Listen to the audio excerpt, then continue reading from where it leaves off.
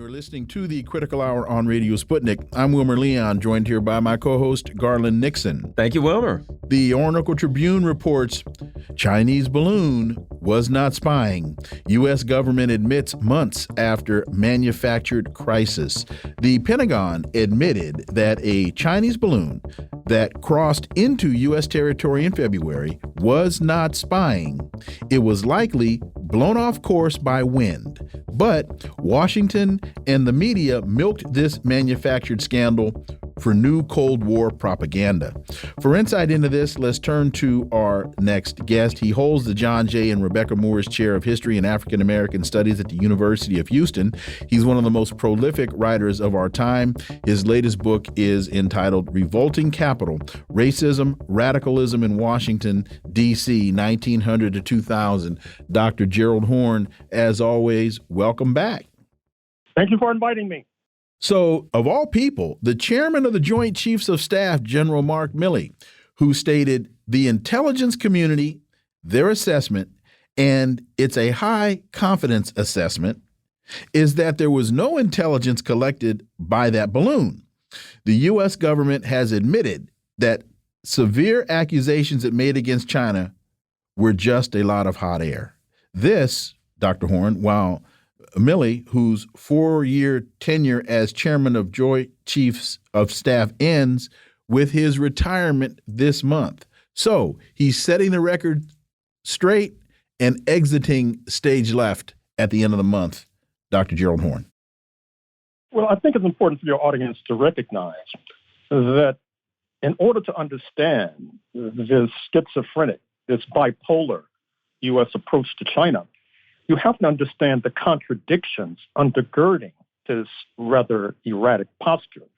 That is to say, on the one hand, the United States of America, speaking of the government, which may be going into shutdown within days, is heavily dependent on its operations based upon loans from the People's Bank in Beijing. And that gives China increasing leverage over Washington. At the same time, you have U.S. major corporations like Tesla and Starbucks and Apple and Microsoft and KFC, which are either heavily dependent upon Chinese workers or heavily dependent upon the Chinese market in order to keep their heads above water. But at the same time, U.S. imperialism feels that it has a military advantage over the People's Republic of China, and that is a depreciating asset that is losing altitude with every passing moment. And so Washington feels, at least hawks in Washington feel, that the United States is in a kind of use it or lose it posture with regard to this military advantage. Either you use this military advantage while it still has currency, or you'll lose it. And that means losing the ball game. That is to say, losing the U.S. position as top dog on planet Earth, not to mention the not negligible side effect of a diminishing of the potency of white supremacy. So this contrast in attitudes, dependence and militancy by Washington then leads to conflicting impulses expressed most recently by what I call the balloonatics, who circulated this obviously transparent story that China, with all of its sophistication technologically, had to send a spy balloon over the United States to gather intelligence. Certainly, if policymakers in Washington had been listening to Radio Sputnik rather than so-called intelligence analysts in Langley, Virginia, they would not have alighted on that wrong-headed notion. And I think it's also important to point out that other than what I just said in terms of U.S. dependence upon China, because China is in the passing lane, what that means is that Washington, in order to keep up with China, it finds itself in the anomalous position of trying to imitate China. That's the import, for example, of the so-called Inflation Reduction Act, where the U.S. government sails into the teeth of previous policy concerning free market ideology and is trying to reshape a green economy, reshaped the entire U.S. economy. It's difficult to understand this strike of United Auto Workers, now spreading as we speak, without understanding the challenge provided to U.S. automakers by Chinese electric vehicle manufacturers. It's not outlandish to suggest that within a few years, China, not Toyota, not Japan, certainly not Germany, and not the United States, China will be the leading manufacturer of all manner of vehicles. And, of course, even there, you see a coupling of interests spanning the Atlantic. Warren Buffett, the so-called Oracle of Omaha, one of the top 5 richest men in the United States, is a major investor in BYD of China, which is the major EV manufacturer. And so this helps to explain, in part, why Detroit has said, speaking of General Motors, Ford, and Stellantis, that they cannot compete with China in terms of this new market. They can only compete not by cutting the $29 million a year salary of Chief Executive Mary Barra of GM, but cutting the $30 an hour pay that only some UAW members receive in their paychecks. And so the question is, how did the United States get into this nerve-wracking dilemma? Well, I think the answer is obvious. There has been an overdetermining of Moscow going back at least to the early 1970s with the Nixon deal with China on an anti-Soviet basis, which led to massive foreign direct investment into China. And by the way, UAW members should take note of the fact that their former leader, Leonard Woodcock, was U.S. ambassador to China when these deals were being consummated. This ability to sell out your constituency, particularly a working class constituency, is an emblem of U.S. imperialism. And then there's the overdetermination of Moscow, which has led to this Ukrainian escapade, although a goodly number of the U.S. ruling class recognize that if China is the ball game, why are billions being poured down a rat hole in Ukraine? Well, the way to explain that is that many U.S. liberals and neoliberals feel that in order to compete with China, Russia has to be subdued and under U.S. domination and hegemony, whereas the Trump faction feels you should cut a deal with Russia in order to confront China. And interestingly enough, the United States predecessor, speaking of Great Britain, was in a similar dilemma in the 19th century. They aligned in the 1850s with France and Turkey to attack Russia during the Crimea War. London financed the Japanese attack on Russia in 1904, which only led to the Russian Revolution of 1917. And of course, Japan ousting London from its colonies in Asia, Hong Kong and Singapore in the first instance, not to mention the Dutch from Indonesia, which put paid to the glory days of U.S. imperialism and in Philippines, not to mention European imperialism throughout Asia.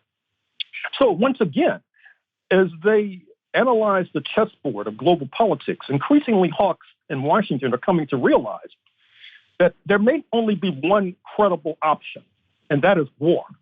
That is to say, this depreciating asset, speaking of the U.S. military, has to be utilized before it loses all value, and the game is up and the jig is up. And incredibly, it seems that Washington has been able to win over so-called allies to this cockeyed notion, speaking of South Korea, which has China as its major market, Japan, ditto, not to mention the Philippines Islands, which is cruising into a confrontation with China at the behest of U.S. imperialism. So as we sit here today, in late September 2023, the prospects for U.S. imperialism look gloomy indeed. And just quickly, as we now revisit this whole so-called spy balloon story that's no longer a spy balloon, I think it's important for the listeners to remember why this whole story was created in the first place. And I believe, and I think you would agree with me on this one, Garland, if folks reflect back, on that trip to China, Blinken wasn't invited. Blinken declared, I'm going to China. The Chinese didn't invite him. They said, okay, all right. But they weren't going to let Tony Blinken into Beijing. They were going to send him to that second tier city, the name of which I cannot recall right now. But which makes the point in itself. They weren't. There you go. They weren't going to allow him to come to Beijing. They were going to send him to the city where they send all the second tier diplomats, and Xi wasn't going to go and meet with him. And so when Blinken found that out, they had to create a story to explain, why now Tony Blinken can't go to China. Yeah, and I would even argue that was an error because Tony Blinken ain't no diplomat. China is a significant creditor of the U.S. The U.S. containment of China, particularly through creating military tensions in China's neighborhood, as well as the overall restriction on Chinese manufacturing and its impact on the livelihoods of the Chinese people, has heightened China's worry about the U.S. reneging on its debts. That comes from the Global Times. Your thoughts on that, Dr. Horne? Well, I'm glad you raised that issue because that allows me to footnote my previous assertion of the U.S. depreciating assets, speaking of the U.S. military. The other possible arrow in the U.S. quiver is the old saw, the old bromide, that if you owe your banker $1,000, you may be in trouble, but if you owe your banker $1 trillion, the banker's in trouble. And the United States... Hence Donald Trump. Right. And so the U.S., which of course is accustomed to riverboat gambles, may decide to bring down the entire temple of the global economy, which is heavily a capitalist economy, by reneging on the debt to China, which of course would throw capital markets into turmoil. But that sort of threat, that is to say, the United States putting a gun at its temple and saying, don't approach me or I'll shoot.